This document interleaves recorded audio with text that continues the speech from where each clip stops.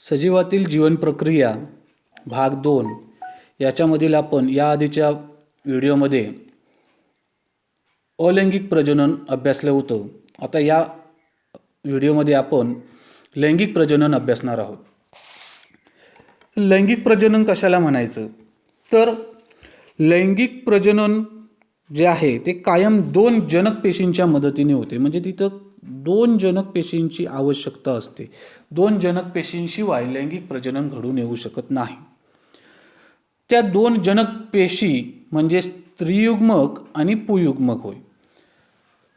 लैंगिक प्रजननात 2 प्रमुख प्रक्रिया दिसून येतात. पहिली म्हणजे युग्मक निर्मिती आणि दुसरी फलन. तर युग्मक निर्मिती जी आहे ही युग्मक निर्मिती झाल्याशिवाय फलनाची क्रिया घडून येऊ शकत नाही. कारण प्रत्येक सजीवामध्ये किंवा जे 2 जनक पेशी जे आहेत ते स्त्रीयुग्मक आणि पुयुग्मक हे द्विगुणित असतात. त्याच्यामुळे त्यांचं पहिलं अर्धसूत्री विभाजनाने गुणसूत्रांची संख्या निम्मी होते. गुणसूत्री विभाजन यामुळे त्याच्यामध्ये असलेल्या गुणसूत्रांची संख्या निम्मी होऊन त्या ज्या पेशी आहेत त्या अर्धगुणी होतात आणि त्याच्यामुळे अर्धगुणी युग्मकाची निर्मिती होते. म्हणजेच जर आपण विचारात घेतलं माणसामध्ये 46 गुणसूत्र असतात, त्याच्यापैकी 23 जोड्या असतात. मग त्या 46 गुणसूत्रांपैकी एक स्त्रीयुग्मक जे आलं त्याच्यातनं पेशी जी आहे त्याच्यामध्ये 46 गुणसूत्र होती. मग ह्या 46 गुणसूत्रांचं नंतर अर्धसूत्री पेशी विभाजनाने गुणसूत्रांची संख्या निम्मी झाली म्हणजे 23 झाली. आणि त्याच वेळी पुयुग्मक जे होतं त्याच्याकडनं येणारे सुद्धा 23 गुणसूत्र आली. अर्धगुणसूत्री विभाजनाने 46तली 23 गेली, त्याच्यामुळे 23 गुणसूत्र पुन्हा आलीत आणि त्यामुळे एक जनक पेशी एकगुणी असे तयार होतात. यामुळे काय झालं तर अर्धगुणसूत्री विभाजनामुळे तयार होणारे जे स्त्रीयुग्मक आणि पुयुग्मक आहेत हे दोन्ही पण एकगुणी असतात, द्विगुणित नसतात. म्हणजे त्यांच्याकडे ज्या गुणसूत्रांच्या जोड्या नसतात तर ते एक गुणसूत्र फक्त असतं. मग ही झाली क्रिया युग्मक निर्मितीची. यानंतर आहे फलन. फलनामध्ये काय होतं तर स्त्रीयुग्मक आणि पुयुग्मक हे दोन्ही पण एकत्र येऊन त्यांचा संयोग होतो आणि त्याच्यापासून दोन्हीकडनं आलेले एक गुणित म्हणजे स्त्रीयुग्मक एक गुणित आणि पुयुग्मक एक गुणित यांचं एकत्र झाल्यामुळे ते द्विगुणित झाले. 2 प्रकारचे गुणसूत्र तिथं आलेत आणि तिथं नवीन युग्मनजाची निर्मिती होते. त्याला आपण झायगोट असे म्हणतो. याला फलन असं म्हणायचं. या क्रियेला फलन असं म्हणतात. म्हणजे स्त्रीयुग्मक आणि पुयुग्मक हे एकगुणी युग्मक यांचा संयोग होऊन एक द्विगुणित युग्मनज तयार होतो. या क्रियेला फलन असे म्हणतात. हा युग्मनज सूत्री विभाजनाने विभाजित होत जाऊन त्याचं भ्रूण तयार होतो आणि या भ्रूणाची वाढ होऊन नवजात जीव तयार होतो. म्हणजेच सूत्री विभाजन जे आहे ते फलनानंतर होतं आणि फलनाच्या पूर्वी युग्मक निर्मितीमध्ये अर्धसूत्री विभाजन अवलंबलं जातं. आता या प्रजननामध्ये नरजनक आणि मादीजनक अशा 2 जनकांचा सहभाग झालेला असतो. त्यामुळे जनकांचे नरजनकाचे पुयुग्मक तर मादीजनकाचे स्त्रीयुग्मक यांचा संयोग होतो. आता याच्यामध्ये जर विचार केला तर 2 जनक आहेत. 2 जनकांमुळे दोघांकडनं येणारे गुणसूत्र सुद्धा वेगवेगळी आहेत. त्यामुळे तिथं नवीन जो युग्मनज तयार झालं तर त्याच्यामध्ये निर्माण होणारे जी गुणसूत्र आहेत ती जनुकीय दृष्ट्या विचरित जनुके असतात. विचरित म्हणजे 2 वेगवेगळ्या सजीवांकडनं आलेली गुणसूत्र एकत्र येऊन नव्याने काहीतरी निर्माण झालेली गुणसूत्र म्हणजे त्यांचे गुणधर्म मात्र वेगळे असणार आहेत. अशामुळे जननिक परिवर्तन घडून येतं आणि या जननिक परिवर्तनामुळे सजीवांमध्ये विविधता आपल्याला दिसून येते. याचंच कारण असं की आपण आपल्या आईवडिलांसारखे तंतोतंत दिसत नाहीत. कारण आपली जी निर्मिती आहे ही 2 एकगुणित युग्मकांपासून झालेली आहे. ही विविधता सजीवास बदलत्या वातावरणाशी जुळवून घेण्यास व आपले अस्तित्व टिकवण्यासाठी महत्त्वाची आहे आणि त्यामुळे वनस्पती व प्राणी नामशेष होण्यापासून स्वतःच वाचू शकतात. याच्यासाठी लैंगिक प्रजननाचा हा तिथं फायदा आपण म्हणू शकतो की बदलत्या परिस्थितीनुसार त्या सजीवामध्ये बदल घडून येत असतात आणि जननिक विचरण त्याच्या अस्तित्वास कारणीभूत ठरत असतं. वनस्पतींमधील लैंगिक प्रजनन. आता वनस्पतींमध्ये लैंगिक प्रजनन म्हटलं तर वनस्पतींमध्ये असलेल्या लैंगिक प्रजननाचा महत्त्वाचा घटक तो म्हणजे त्या वनस्पतीचं फूल. वनस्पतीमध्ये फूल हे लैंगिक प्रजननाचे कार्यात्मक एकक आहे आणि फुलामध्ये बाहेरून आत या क्रमाने एकूण 4 मंडले असतात. त्याच्यामधलं बाहेरचं जे मंडल आहे अगदी बाहेर त्याला आपण आधी आपण याची फुलाचे भाग सगळे बघूया म्हणजे आपल्याला मंडलंसुद्धा लक्षात येतील. पहिलं सुरुवात आपण देठापासून करू. त्याला आपण जो देठ असतो त्याला आपण पुष्पवृंत म्हणतो. त्यानंतर त्या देठाच्या वरती जर आपण बघितलं तर छोट्या छोट्या हिरव्या रंगाच्या पाकळ्या असतात त्याला आपण निदलपुंज म्हणतो. त्यानंतर वेगवेगळ्या रंगाच्या 5 ते 6 पाकळ्या असतात त्याला आपण दलपुंज म्हणतो. त्यानंतर त्या दलपुंजाच्या आतमध्ये जर आपण बघितलं तर एक लांबट असा भाग दिसतोय. हा जो हिरव्या रंगाचा भाग दिसतोय हा म्हणजे कुक्षी म्हणजे त्याचा वरचा जो भाग आहे त्याला कुक्षी म्हणतात आणि जो मध्ये उभा असलेला भाग आहे याला कुक्षी रुंत म्हणायचा आहे. त्यानंतर त्या कुक्षीरुंत जो आहे तो ज्या ठिकाणी जाऊन पोचलाय म्हणजे ज्या ठिकाणी निदलपुंज आहे त्या ठिकाणी एक छोटा गोलाकार भाग दिसतोय. हा गोलाकार भाग म्हणजे त्या वनस्पतीमध्ये असलेलं अंडाशय आहे. त्या ठिकाणी आपल्याला ती पुयुग्मक जे आहेत त्या ठिकाणी आपल्याला ते मिळतील.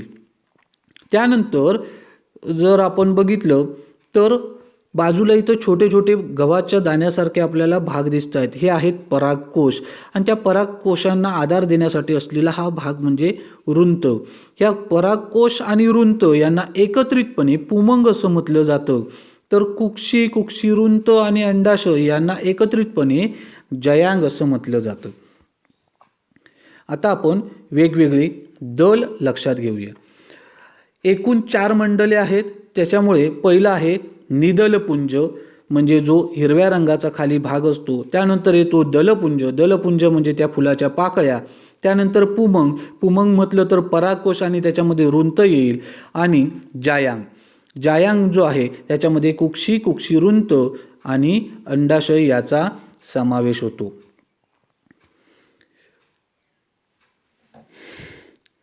यापैकी पुमंग हा जो पुमंग आहे याच्यामध्ये परागकोश आहेत आणि जयांग याच्यामध्ये कुक्षी आहे आणि अंडाशय आहे. हे जे 2 भाग आहेत मंडल आहेत जयांग आणि पुमंग यांना आवश्यक मंडले म्हणतात. कारण जयांग आणि पुमंग यांचा उपयोग प्रजननासाठी केला जातो. तर उरलेली जी 2 मंडले आहेत जी म्हणजे दलपुंज आणि निदलपुंज ही जी 2 मंडलं आहेत यांना अतिरिक्त मंडले म्हटलं जातं. कारण अतिरिक्त मंडले म्हणण्याचं कारण असं की या मंडलांपासून आतील जे जयांग आणि पुमंग आहेत या नाजूक भागांना संरक्षण फुलाकडनं दिलं जातं. म्हणून दलपुंज आणि निदलपुंज हे अतिरिक्त मंडले तर जयांग आणि पुमंग हे जे आहेत हे आवश्यक मंडले आहेत. आता जर आपण विचार केला तर निदलपुंजातील जो घटक आहे त्यांना आपण निदल असं म्हणतो म्हणजे जे हिरव्या रंगाचे असतात आणि दलपुंजातील जे घटक आहेत त्यांना आपण पाकळ्या म्हणतो. आणि या पाकळ्या प्रत्येक फुलामध्ये वेगवेगळ्या रंगाच्या असतात. आता पुमंग जे आहे ते पुमंग पुलिंगी असते. पुलिंगी दल असतं त्याच्यापासून पुयुग्मक तयार होतो. तर त्याच्या घटकांना पुकेसर असं म्हणतात. घटक दलांना पुकेसर असं म्हटलं जातं. म्हणजे हे जे पुमंग आहे याच्यामधले घटक दल तो म्हणजे पुकेसर. जयांग हे स्त्रीलिंगी दल आहे आणि त्याच्या घटक दलांना स्त्रीकेसर असं म्हटलं जातं.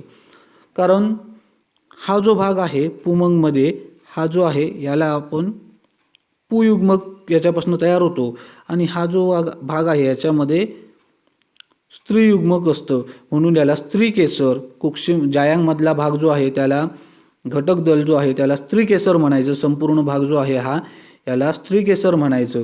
तर इथं जो पुमंगमधला असलेला हा जो भाग आहे याला आपण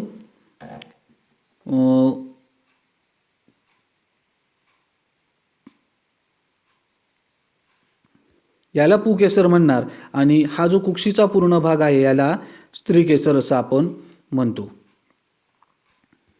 जर समजा एकाच फुलामध्ये पुमंग आणि जायांग हे दोन्ही मंडले असतील तर अशा फुलांना उभयलिंगी असं म्हणायचं, कारण एकाच फुलामध्ये स्त्रीलिंग आणि पुल्लिंग हे दोन्ही पण घटक असतात. उदाहरणार्थ आपण जास्वंदीचं फूल बघू शकतो. जर फुलामध्ये वरीलपैकी एकच मंडल असेल तर अशा फुलांना एकलिंगी मंडल असं म्हटलं जातं किंवा एकलिंगी फूल असं म्हटलं जातं. मग जर फक्त पुमंग असेल तर नर फूल असतं आणि जर जायांग असेल तर मादी फूल असं त्याला म्हटलं जातं. इथं पपईचे फुलं दाखवलेले आहेत. हे जे आहे हे मादी फूल आहे, कारण याच्यामध्ये जायांगचा भाग आहे. आणि हे जे बघितलं याला आपण नर फूल म्हणतो, याच्यामध्ये पुमंगचा भाग आहे. पण ही दोन्ही पण फुलं पपईच्या झाडाची फुलं आहेत. म्हणजे ही दोन्ही फुलं वेगवेगळी येतात आणि त्याच्यानंतर त्यांचं प्रजनन झाल्यानंतर तिथं त्याच्यापासनं फळं तयार होतात. मात्र इथं जे आपण बघितलं तर हे आपल्याला जास्वंदीचं झाड आपल्याला दिसतंय आणि ह्या जास्वंदीचं फूल दिसतं. याच्यामध्ये स्त्रीकेसर आणि पुकेसर दोन्ही पण एकत्रच असल्यामुळे याला उभयलिंगी फूल असं सुद्धा म्हटलं जातं. आता जर आपण विचार केला तर ते परागकोश जो आहे त्याच्यामध्ये असलेले जे परागकण आहेत हे परागकण स्त्रीकेसराच्या कुक्षीवर स्थानांतरित होतात आणि यालाच आपण परागीभवन किंवा परागण असं म्हणतो. आता जर समजा एकाच फुलामध्ये जर दोन्ही पण घटक असतील जायांग आणि पुमंग तर त्याला स्वयंपरागण म्हटलं जातं. आणि जर नर फूल आणि मादी फूल हे वेगवेगळे असतील त्याच्यामध्ये जर परागकणांचं जर स्थानांतरण झालं तर त्याला परपरागण असं म्हटलं जातं. परागण जे आहे किंवा जे परागीभवन आहे ते अजैविक घटकांवर अवलंबून असतो, जसं की वारा, पाणी किंवा जैविक घटक जसे की कीटक, पक्षी आणि इतर प्राणी पक्षी यांच्या मदतीने होते. परागणाच्या वेळी कुक्षी चिकट असते आणि या चिकट कुक्षीवर परागकण पडल्यावर ते अंकुरित होतात. म्हणजेच त्यात दोन पुयुग्मक तयार होतात आणि एक दीर्घ परागनलिका तयार होते. या परागनलिका दोन पुयुग्मक वाहून नेते आणि ही परागनलिका कुक्षीवृंतामार्गे बीजांडातील भ्रूणकोशात पोचते. तिथे परागनलिकेचे अग्र फुटते आणि दोन्ही पुयुग्मक भ्रूणकोशामध्ये सोडले जातात. यातील एक पुयुग्मक अंडपेशीशी संयोग पावतो आणि युग्मनच तयार होतो, यालाच आपण फलन असं म्हणतो. तर दुसरे पुयुग्मक जे आहे ते ध्रुवीय केंद्रकाशी संयोग पाहून त्याच्यापासून भ्रूणपोष तयार होतो. या प्रक्रियेत दोन पुयुग्मक भाग घेतात म्हणून याला द्विफलन सुद्धा म्हटलं जातं. आता जर विचार केला तर हा जो भाग आहे हा कुक्षीचा आहे. हा जो भाग असतो हा चिकट असतो. ह्या चिकट भागावरती जेव्हा परागकण येऊन कशात जैविक घटकांमुळे किंवा अजैविक घटकांमुळे इथपर्यंत पोचले की त्यानंतर हे जे परागकण आहे ते इथं रुजायला सुरुवात होते आणि रुजल्यानंतर हा जो कुक्षीवृंत आहे ह्या कुक्षीवृंतामध्ये अशी नलिका तयार होते आणि या नलिकेमार्फत तिथं रुजलेले जे दोन पुयुग्मक तयार झालेले आहेत हे दोन्ही पण पुयुग्मक तिथनं वाहून खाली अंडाशयापर्यंत नेले जातात आणि त्या ठिकाणी जेव्हा ते भ्रूणकोशापर्यंत जाऊन पोचतात त्या ठिकाणी जाऊन तो जी नलिका जी आहे तिचं जे अग्र म्हणजे तोंड जे आहे ते फुटल्यानंतर तिथले आतमध्ये असलेले जे दोन्ही पण पुयुग्मक आहेत ते दोन्ही पुयुग्मक अशा प्रकारे आतमध्ये पडतात. आता इथं जर बघितलं तर दोन पुयुग्मक आले. त्या दोन पुयुग्मकांपैकी एक पुयुग्मक जो आहे तो या ध्रुवीय केंद्रकाशी संयोग त्याचा होईल आणि एकाचा अंडपेशीशी संयोग होईल. त्याच्यामुळे जो अंडपेशीशी त्या पुयुग्मकाचा संयोग होईल त्याच्यापासनं भ्रूण तयार होईल आणि जो ध्रुवीय केंद्रक आहे त्याच्याशी जेव्हा त्या पुयुग्मकाचा संयोग होईल त्याच्यापासनं भ्रूणपोष तयार होतो. या प्रक्रियेत 2 पुयुग्मक वापरले जातात म्हणून याला द्विफलन सुद्धा म्हटलं जातं. आता भ्रूणपोष आणि भ्रूण कशाला म्हणतात हे थोडक्यात सांगतो. जर आपण शेंगदाणा जर आपण खोलला, शेंगदाण्याचं जर बी खोललं तर आपल्याला जे 2 बाजूला ज्या पाकळ्या मिळतात त्या पाकळ्या म्हणजे तो भ्रूणपोष असतो आणि त्याच्या पुढे जो छोटासा जो भाग असतो, डोळ्यासारखा जो भाग असतो तो म्हणजे भ्रूण असतो. कारण त्याच्यापासून नवीन झाडाची निर्मिती होते आणि जोपर्यंत ते आपण बी रुजत घालत नाही तोपर्यंत त्याचं पोषण करण्यासाठी आवश्यक असलेले घटक हे भ्रूणपोषामध्ये असतात. म्हणजे त्याच्या बाजूला असलेल्या ज्या 2 पाकळ्या आहेत ते पोषणाचं कार्य करत असतात. फलनानंतर बीजांडाचे रूपांतर बीजात होते आणि अंडाशयाचे रूपांतर फळात होते. जे आता मी तुम्हाला सांगितलं की फलन झाल्यानंतर बीजांड जे असतं त्याचं रूपांतर बीजामध्ये होतं आणि अंडाशय जे आहे त्याचं रूपांतर फळामध्ये होतं. म्हणजेच जे बी तयार होतं ते बीजांडापासून तयार झालेलं असतं आणि फळ जे असतं ते अंडाशयापासून तयार होतं. फळ फुटून बीज जमिनीवर पडते आणि अनुकूल परिस्थितीमध्ये ते मातीत रुजते. बीजातील भ्रूणपोषाचा वापर करून युग्मजाची वाढ होते आणि नवीन रोपटे तयार होते. यालाच बीजांकुरण असं म्हटलं जातं. इथं आपण जर बघितलं तर बी पासून बीजांकुरण कसं होतं ते इथं आपल्याला दाखवलेलं आहे. म्हणजे हा जो भाग दिसतोय याच्यामध्ये छोटासा खाली मुळासारखा पहिला भाग दिसतोय, त्यानंतर हा जो पांढरा भाग दिसतोय हा भाग म्हणजे भ्रूणपोष आहे. तो त्या वनस्पतीला सुरुवातीला पोषण पुरवण्याचं काम करतो. त्यानंतर त्या वनस्पतीला पानं निर्माण झाली, ती स्वयंपोषी झाली का हा जो भ्रूणपोष आहे हा गळून पडतो आणि त्यानंतर ती वनस्पती स्वतंत्र सजीव म्हणून जगू शकते.